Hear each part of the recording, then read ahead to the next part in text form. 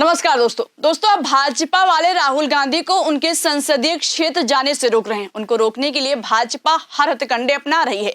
आज तो हद ही हो गई। राहुल गांधी के काफिले को रोकने के लिए योगी सरकार के मंत्री को सड़क पर उतरना पड़ा। जी हां दोस्तों, राहुल गांधी के काफिले को विरोध का सामना करना पड़ा। दरअसल राहुल गांधी दिल्ली से लखनऊ पहुंचे और वहां से काफिले के साथ अपने संसदीय क्षेत्र रायबरेली जा रहे थे, लेकिन उससे पहले ही योगी सरकार के मंत्री ने उनको रोकने की भरपूर कोशिश की।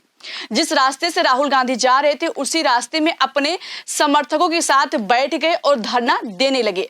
आप वीडियो में देखें कैसे योगी सरकार के मंत्री दिनेश प्रताप सिंह अपने समर्थकों के साथ रास्ता रोककर बैठे हुए हैं। पुलिस उनको उठाने की कोशिश कर रही है मगर वो उठने का नाम नहीं ले रहे हैं। इस दौरान भाजपा कार्यकर्ता राहुल गांधी वापस जाओ के नारे भी लगा रहे हैं।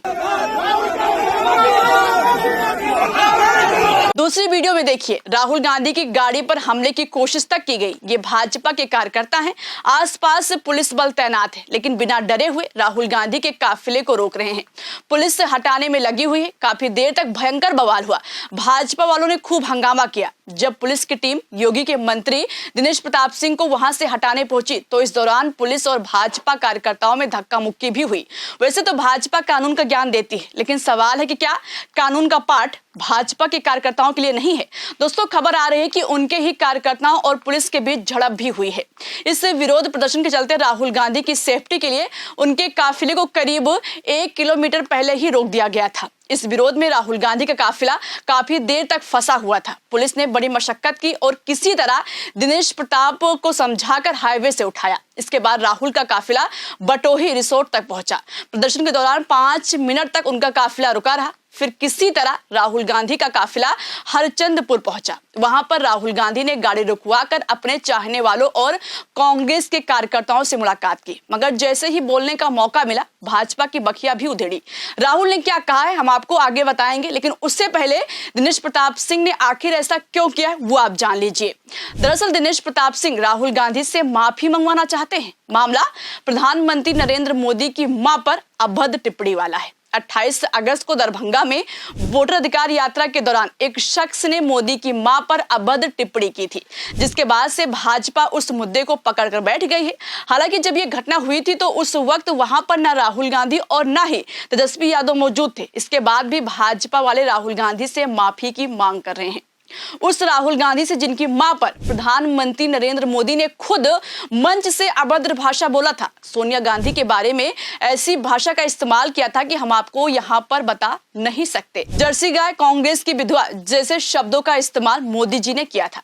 तब किसी ने मोदी जी से माफी मांगने की बात नहीं कही, लेकिन दिनेश प्रताप सिंह राहुल गांधी से माफी की मांग कर रहे हैं। हर बेटे का अपमान है, जिसके मां है राहुल गांधी का भी है।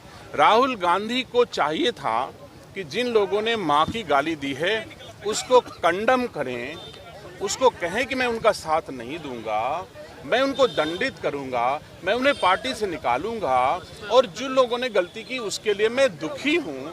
अगर राहुल गांधी देश के लिए ऐसा कहते तो देशवासियों को संभवतः उचित लगता, लेकिन राहुल गांधी जी उनको और बढ़ाना चाहते हैं, मतलब अभी और उनकी मां की गाली दिलाना चाहते हैं। तो यह विरोध रायबरेली में था और मुझे ये बताया गया कि राहुल गांधी ने रायबरेली के भारतीय जनता पार्टी के कार्यकर्ताओं के डर से गोलूपुर रोड से निकल गए हैं। तो सुना आपने दोस्तों, दिनेश प्रताप सिंह चिल्लाकर कह रहे हैं कि राहुल गांधी भाजपा की डर की वजह से भाग गए।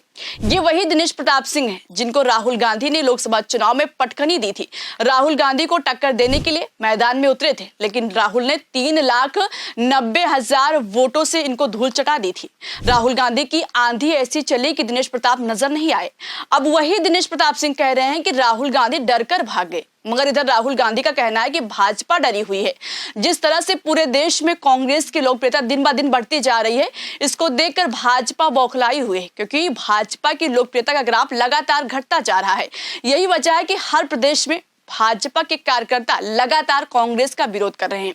कहीं ना कहीं उनको लग रहा है कि भविष्य उनके घर में है। दोस्तों, राहुल गांधी का कहना है कि भाजपा इस तरह का विरोध प्रदर्शन करके राहुल गांधी के काफिले को रोककर अपनी सियासी रोटी सेकना चाहती है, जनता का असल मुद्दों से ध्यान भटकाना चाहती है। पहले लोग कहते थे कि दाल में जरूर कुछ काला है, लेकिन किसी के पास कोई सबूत नहीं था, मगर अब वोट चोरी के सबूत हैं। इसलिए ध्यान भटकाने के लिए इस तरह की हरकत की जा रही है। दोस्तों, कहीं ना कहीं इस तरह के कारनामों से लग रहा है कि पूरी तरह भाजपा बौखलाई हुई है। पिछले कुछ समय से देखा जा रहा है कि राहुल गांधी के नेतृत्व में सत्ता पक्ष पर विपक्ष भारी है, भाजपा को नाको चना चबवा रहा है। चाहे वो बिहार में एसआईआर हो, या वोट चोरी का मुद्दा, या फिर मोदी के दोस्त ट्रंप के टैरिफ का मुद्दा, भाजपा वाले इस पर एक शब्द नहीं बोल रहे हैं, बल्कि अपने फैसले पर बैकफुट पर आना पड़ रहा है। सुप्रीम कोर्ट से फटकार लगने के बाद चुनाव आयोग ने तो आधार कार्ड को एसआईआर प्रक्रिया में जोड़ दिया है। ये विपक्ष की बहुत बड़ी जीत है। और राहुल गांधी की वोटर अधिकार यात्रा ने तो भाजपाइयों के पसीने छुड़ा दिए हैं। आपने देखा था कि उनकी यात्रा में कैसे जन सैलाब उमड़ा था। बिहार बंद में जनता ने खुद भाजपा को उनकी औकात दिखाई थी। भाजपा के बिहार बंद को जनता ने ही नकार दिया था। जब वहां पर भाजपा की रणनीति काम नहीं आई, उनकी दाल नहीं गली, तो यूपी में राहुल गांधी को रोकने की कोशिश की गई। क्योंकि भाजपा वाले एक बात अच्छे से जान रहे हैं कि राहुल गांधी का वोट चोरी वाला मुद्दा उन पर भारी पड़ रहा है। राहुल गांधी जहां जाते हैं वहां भाजपा और चुनाव आयोग की मिलीभगत का पर्दाफाश करते हैं, तो रायबरेली में कहां चूकते। इसलिए बौखलाई भाजपा के मंत्री अपने समर्थकों के साथ सड़क पर उतर गए, लेकिन उनकी चाल कामयाब नहीं हुई। राहुल गांधी को रोक नहीं पाए। पुलिस ने थोड़ी ही देर में उनको रास्ते से हटा दिया। यहां पर भी उनकी रणनीति फेल हो गई। आपको बता दें कि राहुल गांधी 10 और 11 सितंबर को रायबरेली में रहेंगे। इस दौरान वो बूथ स्तर के कार्यकर्ताओं से मुलाकात करेंगे, प्रशासन के दिशा बैठक में शामिल होंगे और साथ ही कई कार्यक्रम में शामिल होंगे। इस दौरान वो भाजपा और चुनाव आयोग की बखिया भी उधेड़ते नजर आ सकते हैं। फिलहाल दोस्तों, अभी के लिए इस खबर में इतना ही।